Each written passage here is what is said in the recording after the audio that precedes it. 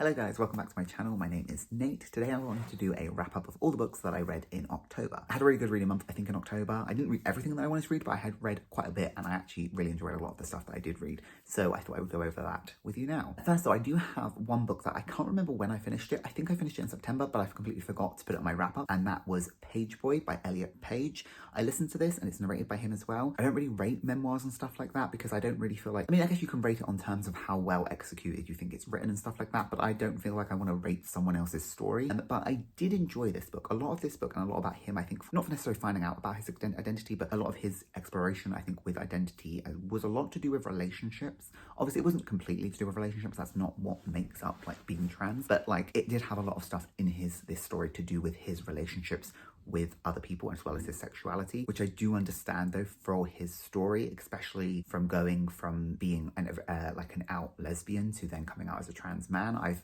followed his kind of career and his life since I remember him kind of coming out in that big speech as being coming out as a lesbian and then coming out later as trans, and I can't even really imagine the kind of daunting that would have been, having so many eyes and media on you in such a hard time. I have the experience of it being a hard time to come out, but not with that amount of eyes on you. And so I really felt for his story, and there's a lot in this as well that's just quite devastating to kind of hear about the treatment that he had, especially in Hollywood, especially in the industry, the kind of identity he kind of kept hidden, especially in terms of being attracted to women earlier on in his career when it was like being kind of basically being squished to suppress the gay, I guess. So yeah, it was quite a difficult listen to at certain points. I didn't actually read it, but it was really good, and I'm really glad that I did read it. It was a really interesting read, and I think it's, especially if you're interested potentially in the looks inside Hollywood, I think this definitely had a kind of glimpse behind the curtain of how tough some things are in that. And he didn't name drop anyone in particular in terms of the nastiness that he faced, but he did mention that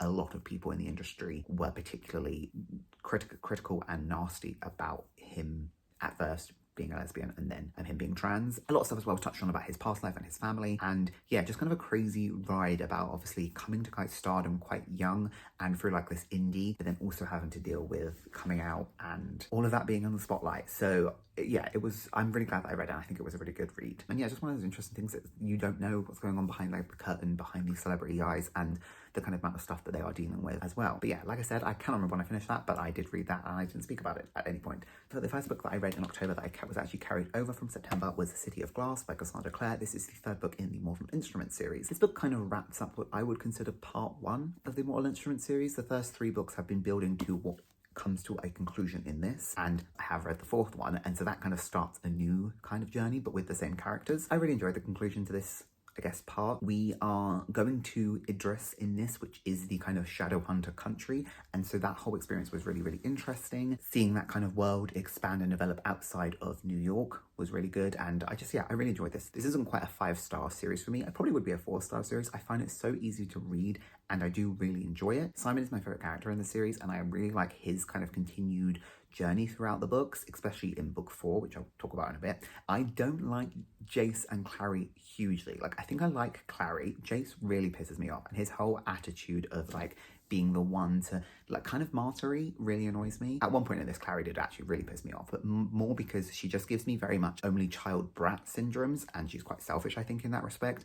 And there was like an instance in this where she's gone to this person who she doesn't know. She's staying in their house. She's never met them before, and this woman is very nicely housing her. And she starts throwing her like plates at Jace because she's pissed off at Jace. And I was just like, you're a little brat for that. Like, so selfish and irresponsible and completely like unaware of other people to do that. So they annoy me in that sense. And obviously they are the main characters and the main romance in this series, and so having that aspect is annoying. Outside of that, I really liked the way that this first part kind of wrapped up and the journey that went on in this. Clary's coming into more of an understanding of her powers, and I really like that. There was a death in this book which I was not expecting to happen, and took me out of left field and surprised me a bit, and it went there and I didn't know if it was going to go there, but yeah, it did. That was surprising. But yeah, I enjoyed the series. I'm going to carry on with the series. I'm going to carry on with this world.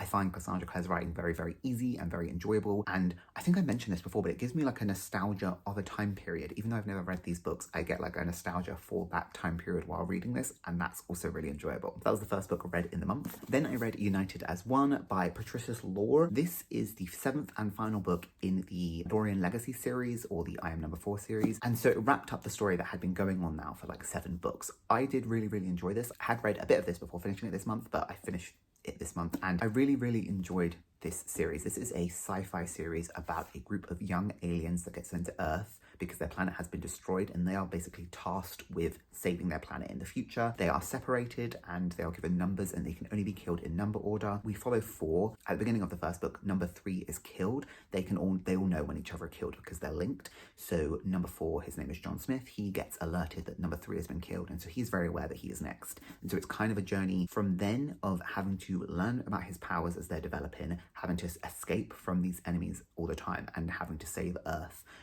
They get involved with the American government as well in this, and it becomes a whole like alien invasion with these like group of teens at the center of it trying to save the Earth. This does also set up for what I know now there is a kind of spin-off series following, I think it follows a different character. I think it follows 6, I don't know if it follows 4, but I will be reading that. I find this series just so much fun to read. It's a YA series, it's really easy to read. I do think the first book's not the best written, but I think it gets better as it goes on, and we get multiple POVs as we go on as well. 6 becomes more of a prominent POV character. You also get 4 has a friend who he meets in the first book who is a human called Sam. We get some of his backstory, and I just think the series is really fun and good. I do think it almost at one point I thought it was going to end in a very slight different way, and I kind of wish it had gone down that route, but it had a bit more of like a different spin, I will say, towards the end. I obviously won't say much more because I don't want to actually spoil this book, but the series as a whole is one that I really enjoy, and I see myself rereading, and I want to read the sequel stuff. And there is like loads of novellas in this that do have stuff with the other numbers, and I want to read them all because I just really enjoy it. Like I said, it's just a very enjoyable, easy, fun series for me, and I'm so happy that I've actually finished this series. This series was one that I think kick-started my getting back into reading like almost a year ago now, since I've been like really back into reading, and it was kind of this series that kicked that off for me. So I'm really glad that I've now finished this series. Then I read 6 of Crows by Leigh Bardugo. I'd read the Shadow and Bone trilogy earlier on this year, and I really enjoyed that, so I was looking forward to carrying on with Leigh Bardugo's works in this world. This I know as well is like a fan favorite. So many people love this series, and I think I can see why. I don't know if I get the this is the best book ever written vibes. It wouldn't be my favorite book ever, but it definitely was like a 5-star read for me. I thought it was really good. It was really well paced in that I never really felt bored, or like I never really wanted to like put it down. I was quite happy to keep flicking to the next chapter. It is multiple POV, which I love in stories, so it really gets you into knowing different characters' perspectives. It's about a group of characters that end up going on a heist. Because as well they are going on this journey, having the multiple POVs is really helpful because then you get to jump between them to see what is going on in this whole stage. I really enjoyed it. I wasn't really sure what to expect from it, but I really liked the expansion of this world as well. I do know people can say you can read this without reading the Shadow and Bone series. I don't necessarily know if I agree. I don't know if I would have enjoyed this as much in terms of the world and the magic and everything if I had not read the Shadow and Bone series. But because I knew about the magic. There was references to some of the Shadow and Bone characters in this, and so I don't know if you would get as much from it.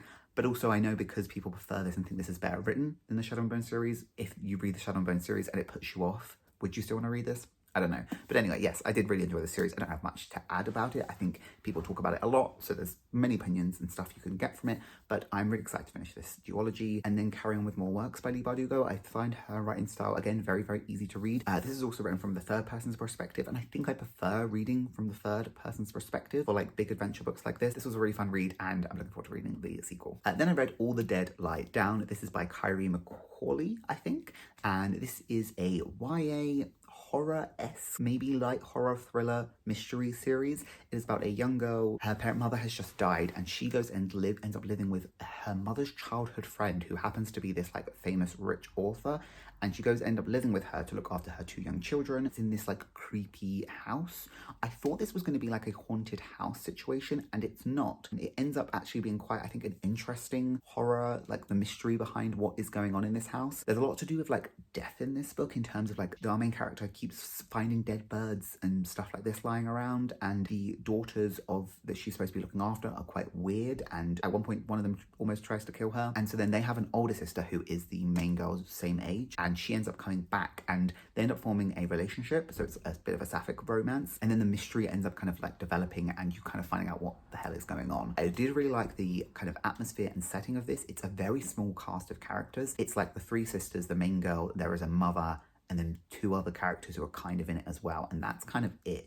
And it's kind of isolated in this like little setting, and I love that in books when you have such a small cast of characters and it has this kind of really good atmosphere. So I think it did that very, very well. I do think at the beginning I think it was a bit telly and not as much showy as I would have wanted, but as it developed it got better and I got more enjoying and I found it really easy to read. This is May's Locked Library edition, so it has these nice sprayed edges and then it has this nice foiling as well. But this is also the second of my book boxes that I've actually finally read, so I'm happy about that. I would read from this author again. I actually, enjoyed the story. Like I said, it did have that bit at the beginning where it was kind of fleshing out the situation that I felt was a bit telly. But once we kind of got past that and we got into more of this kind of mystery haunting going on, I thought it was good and I enjoyed the kind of payoff. And I thought it's hard to say what it is without explaining what happened, but I thought what it was ended up being quite unique and not quite the typical haunted house, which is what I thought it was going to be. So yeah, I liked this. And then I ended up actually listening to a book. I listened to a horror book called The Final Girl Support Group by Gary E. Hendricks. I'd heard a lot of people talk about him in general, his works, and I do think this is one of his maybe lesser popular ones, but it's one of his most famous ones,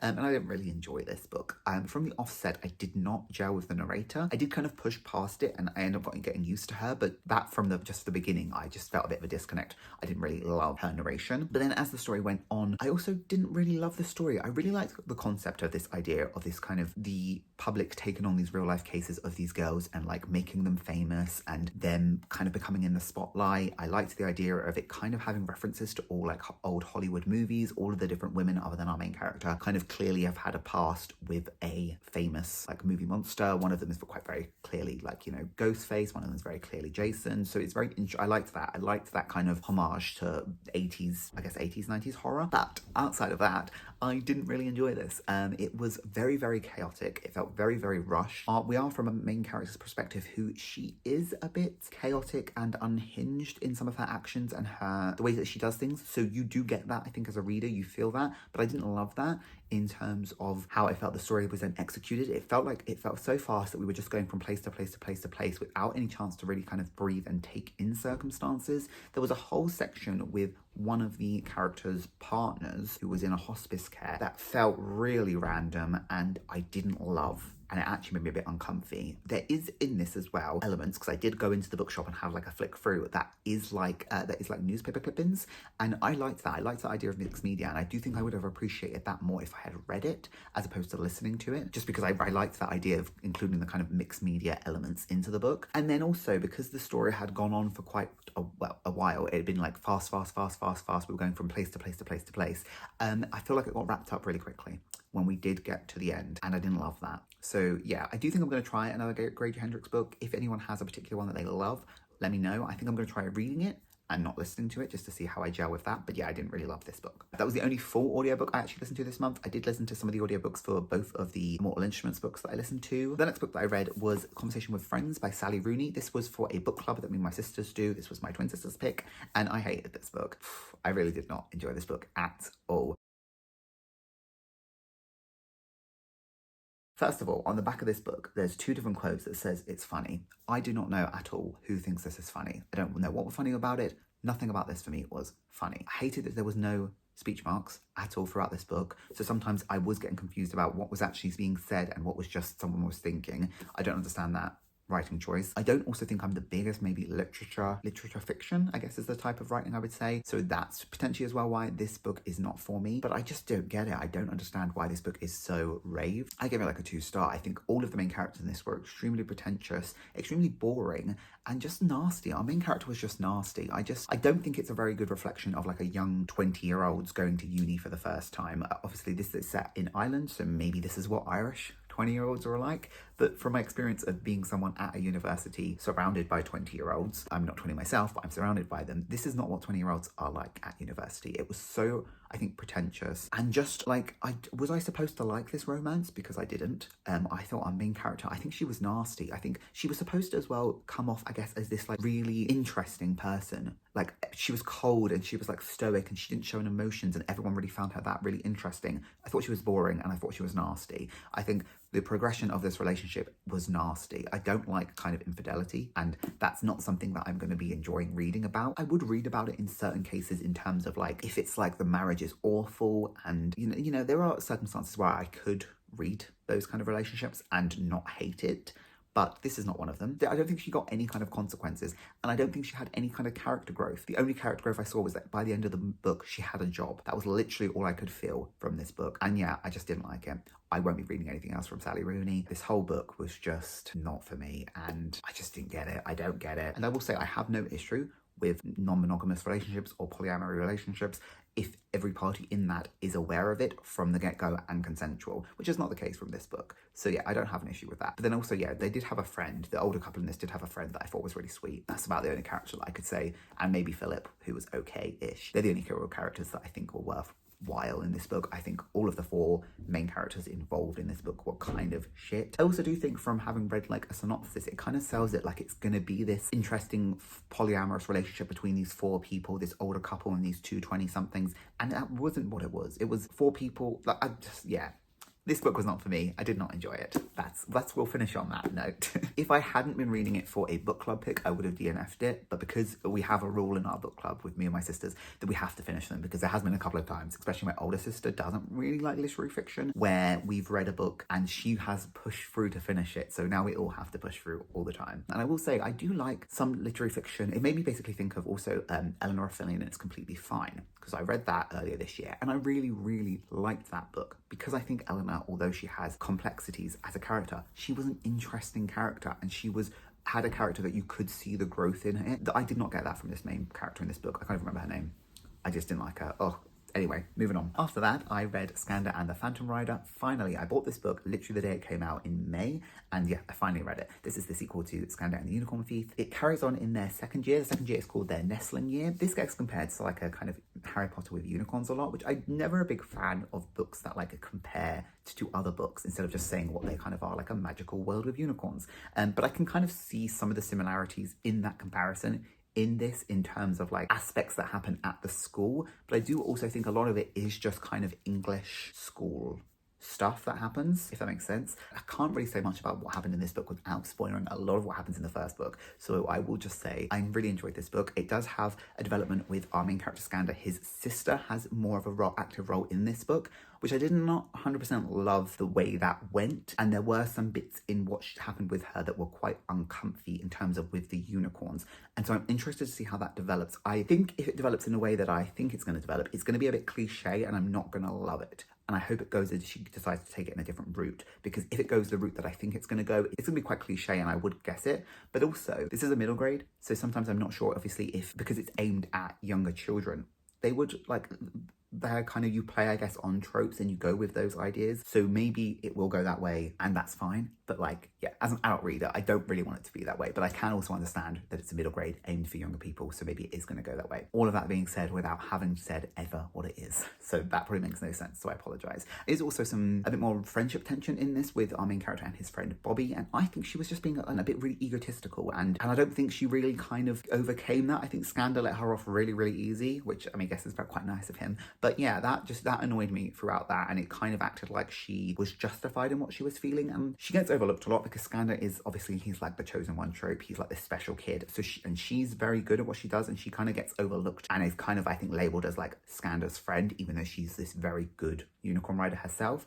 And so that pisses her off, and she ends up being like distancing herself from her group of friends because of it, but in a very, I think, selfish and egotistical way. And I didn't really love that. And I don't think it kind of, the conclusion of that at the end of the book kind of came enough to where I would want it. There was more stuff developed in terms of the kind of politics of this world, but they do get into shenanigans where they don't go to the like authorities straight away, which is one of those things that happens a lot, say, in Harry Potter. And I'm just like, your kids, go to the people that are supposed to deal with this, but obviously they would then never believe them, so then they can never get stuff done. But yeah, I really enjoyed this book. The next book is coming out in, I'm guessing, next May. It is going to be about the air element, is going to be the main kind of focus. This has like a water element cover, has this beautiful cover and has the water symbol. The first one was fire, and there are in this universe 5 elements, so this is going to be a 5-book series, and I really, really like this series. It's just, I'm really enjoying reading middle grades, and so I think next year I want to expand my horizons a bit more into reading some more middle grades. They are just kind of a bit more like lighthearted and whimsical, and I really enjoy that sometimes. It's a breath of fresh air from some of the other stuff that I read. Moving on, I then read Pet by Awake Mezi. I think this is also a middle grade book, and I didn't really like this book that much. I think it's only very, very short, and I think it was so slow. I think it was so slow, and to a bit where I was a bit bored. I really liked the idea and the concept and some of the stuff that was happening, but because it was so slow, my enjoyment of it went down. This is the idea of, we have our main girl Jam. She lives in this world where monsters no longer exist, and her mum can paint creatures that can come into our world, and they basically hunt monsters. This creature emerges from this painting and tells Pet that there is a monster in this world that they have come to hunt, and Pet has to help them. And I really liked the idea of that. And then you basically kind of, the idea of these monsters is they are human monsters. They're monsters, and they're humans that are basically monstrous people that do monstrous acts. And it's about this one that's kind of hidden in plain sight, basically. And I did really like that, and I kind of really liked the conversations around that. I also liked that this had a lot of, I think, really nice representation. Our main character Jam is transgender, and it was like, it's not mentioned on the back at all. And I really like that she is just a transgender character that doesn't really have anything to do with the rest of this book, but it does because it's her and it exists, and I love that in this book. So that was really nice to see. And her friend Redemption also has a unique family situation in that he has like 3 parents that all live and coexist as like a throuple, and again, I like seeing that. That's just, again, nice representation that doesn't add anything to the book in terms of, it's not about the main plot, but it's just like there nicely. And so I like that, especially in like a middle grade book. But yeah, for the actual kind of structure and story of the book, I just found it a bit slow, and so it just made me feel a bit bored throughout some of it. I do really like some of the elements and the representation in it. It also had actually a lot of signing as well. Jam didn't speak very much, so she would sign a lot, so I really liked that as well. Just, again, nothing, doesn't add tons to the actual plot line, but it just kind of fleshes out characters more and shows different characters in stories. So yeah, that was the next book that I read. Then I read City of Fallen Angels, the 4th book in the Mortal Instruments series. I flew through this. These are so easy to read. This kind of now is what I'm guessing is kind of starting the kind of next trilogy series in this, and we get so much more Simon in this. Simon feels like he's leveled up to a main character, which I love, and I really enjoy his storyline and kind of the development it gets. He's a bit messy at the beginning of this in terms of having a little bit of romance drama. It does kind of sizzle out, which I like throughout the book, because I'm not really interested in the romance drama. In these books, the romance is kind of my least favorite part. Carrie and Jace are obviously having romance drama because of course they are. They can't just be happy because Jace is so annoying. Something happened at the end of this book with Jace that I know is just going to now be like, great, Jace is going to be such an annoying character for the next couple of books. Clary I did like more in this book, and I do think she's developing as a character, but she just puts up with so much crap from Jace. I'm just like, girl, dump him, go find someone else. Like, he's doing this thing of like avoiding her at the beginning of the book to protect her, but he would do anything and never hurt her, but he's avoiding her and making her feel like he's gonna dump her. He's so annoying. I'm really interested to see more about what happens again with Simon's character, because I really like this idea. He's coming to kind of terms more now with being a 16-year-old vampire for the rest of ever, basically. And it's really interesting to see those kind of internal monologues that he's having with the realization and about that. I will say, Magnus and Alex's relationship in this, I find really odd in that I've seen bits and pieces of the show, and I'm going to think the show is quite different now to these books, because their relationship is a lot in the show, and they're very barely in this. They do have a little bit of relationship drama in this, with Alex being quite insecure, also a little bit biphobic to the fact that Magnus has dated women before, but also like the idea that Magnus has found his everything in this 18-year-old boy when he's like a 100-year-old warlock. And I'm like, have you really though? Is this everything you've never found before? Like, what does an 18-year-old really give you that you've never found before? But we haven't seen enough of their relationship, I think, in these 4 books to really get that invested in there. Whereas I think from what I've seen of the TV show might show a lot more. I am going to be watching the movie and the TV show once I have finished the series, so I'm actually really excited about doing that. Also, actually, from the movie, they do not look 16, 18, and 17, and you're telling me that Alex from the movie is supposed to be 18. I don't think so. This was fun, and it was enjoyable, and I'm looking forward to carrying on with the series. I'm having a bit of a break for it for this month, I think, because I did read 2 of them last month, so we will carry on with it maybe in December. If not, I'm going to get this finished pretty early on in 2024, and then I'm excited to carry on with the rest of this universe and just see all the stuff that happens. And then I read Suffer the Children. I've spoken about this book quite a lot in a vlog that I have, so I'm not going to go over it too much in this video. This is a crime detective book about our main character, Staffy. He is a detective, and there is a case where paedophiles are being murdered. And it's basically, they are paedophiles that have been unconvicted, so it's like basically revenge killings. And this has a really interesting talking point and element on that of, is what this person doing justice because they did not receive justice through the legal systems? The legal systems failed them. So is this someone taking the law in their own hand, and what is the morality behind that? I really liked that kind of talking point and element in this book, but this book was overall, it was fine. I haven't read a crime detective book that has wowed me. I find them enjoyable enough to read. It's kind of, I think, the same way that I would, other than Criminal Minds, which is like probably my comfort show, like any kind of crime detective show that I watch, They're like good, enjoyable reads, kind of nice time killers, nice things to like get your mind invested, but they don't leave an overall lasting impression on me, and I would never say they were my favorite thing ever, again, with the exception of Criminal Minds. So this was, yeah, it was a good book. This character does go over into some other books that this author has written, so I will be really interested in actually carrying on with that and reading them if I find them. I found this at a book sale and I got it for like a couple of quid, so when I go back to that book sale, it happens a few times a year, if there's more stuff from this author I will buy, but if not, I might buy them on like Kindle and such, because I think they were written well enough that I enjoyed the story. So yeah, I will also say actually, because I didn't mention it in the Final Girl support group, I really liked the conversation it had about the violence to women and how aware women have to be with their surroundings and such, and how that's not something men think, how unaware some men are about certain things compared to women, and how like people, like women for instance, would not always, but like mostly would never walk around with both headphones on late at night. You know, I would never walk around with both headphones on late at night, and I think that's kind of a carried over from that kind of ideals that I was raised with. For people that don't know, I'm transgender, so I was raised in a certain way and looked at a certain way for a certain period of time, and so those kind of ideas carry over to me now, and that's not something that I feel men are that aware of. And so I realized that kind of conversation in this book, of that awareness and of that idea of it being a responsibility on women to protect themselves, but from the actions of men, and how men don't really think about that. I realized that conversation. Even if I didn't really like the book, I realized those kind of conversations that was having in that book. And then the last book that I read for the month was The Ex-Hex by Erin Sterling. I randomly put this on and I read it in a day, and I had a good time with this. This was kind of like it was a bit campy, and I really liked that. It was like just a kind of fun, chill time. It is about a witch who lives in a witchy town, and she broke up with her witch boyfriend at one point, and she kind of put a curse on him that she doesn't think is real, and it comes into effect 9 years later when he comes back to town, and it then affects the town. I really liked that it had that element in it that had like they had this ongoing plot throughout the series, in that it added a bit of element and interest to this romance book. So it wasn't just the romance, it also had this we need to save the town element. At some points it felt like it got really serious, because some points it did not feel that serious. So that was a bit jarring. It was fun. I really liked this atmosphere of this kind of Halloween-esque spooky town. Not everyone in it is a witch, and not everyone is aware of witches, but there are witches that mostly live in this town, and magic, and I just thought it was a fun read. Another book that's just been published by this author about the main character's cousin, and I think the guy's brother. So I will read that because I did really enjoy this. And then I also think next year, the guy has two brothers. The third brother, is also getting a series. So this book has clearly done very well for this author, so kudos to that. And I will be reading both of them because I think it was just easy and fun and lighthearted enough that I enjoyed it, and not something too like brain dumpy or too much in my head that I needed to think about. It was just like chill and fun. So I did really enjoy this book, and it was like a nice way to wrap up the month for reading. I did also read 3 volumes of manga this month. I will be very brief about them. I read volume 23 of Boys Over Flowers, just carrying on with fun. This is going into stuff that I have never read before, so I'm actually really interested in carrying on with it. A lot of the early stuff has been in the anime and in the drama, but this is completely new to me, so I'm enjoying it. It does have messy drama stuff, messy relationship stuff, and it's just kind of like a fun and easy to read. I read Monthly Girls Nozaki-kun. This is volume 14, and this again is just carrying on with the series. It's just jokes, it's fun, it's interesting, it's so lighthearted and chill and easy to read, and I just really, really enjoy this series. Volume 15, I think, has just been released in Japan, so I have no idea when it will come out in English, but I am going to carry on with the series, and I really, really like it. If you're interested in like a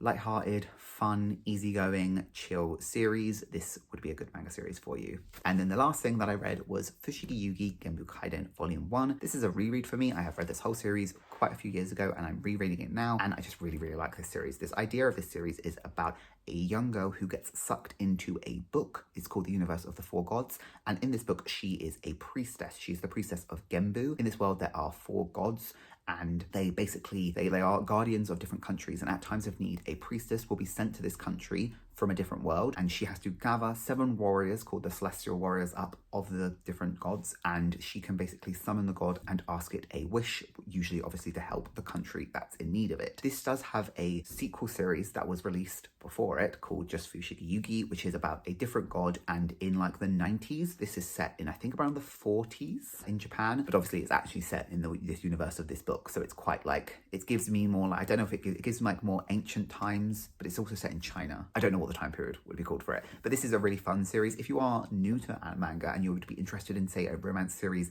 that has more of a fantasy element plot, this I think would be a really good fun read for that. And yeah, I'm really excited actually now to reread the whole series because it has been ages since I read it, and this just kind of really got me like wanting to. This, I know as well, there is currently a series ongoing. I don't know how many volumes it has, of another one. So I think it's Fushigi Yugi, whatever the other god is, because in the first series it deals with 2 of the gods, so then this deals with a 3rd, and so then I know that the author is currently writing a series about the 4th god, who you do know, if you read the original series, the outcome of this and the outcome of the other one, because it is explained and explored in that series, but it's still a really fun, interesting ride to kind of see how they get there. So I do still want to read the other series as well. But yeah, I really enjoyed this read. So that is all that I read this month, 14 reads altogether. I had a really good time and most of them were really, really enjoyable. Like I said, there were a couple that weren't, but for most of them, I really, really enjoyed them. So this has been a long video. So thank you if you're at the end of this video for watching the whole thing. I don't think many people will be. But thank you guys so much for watching and I'll see you again hopefully soon. Bye.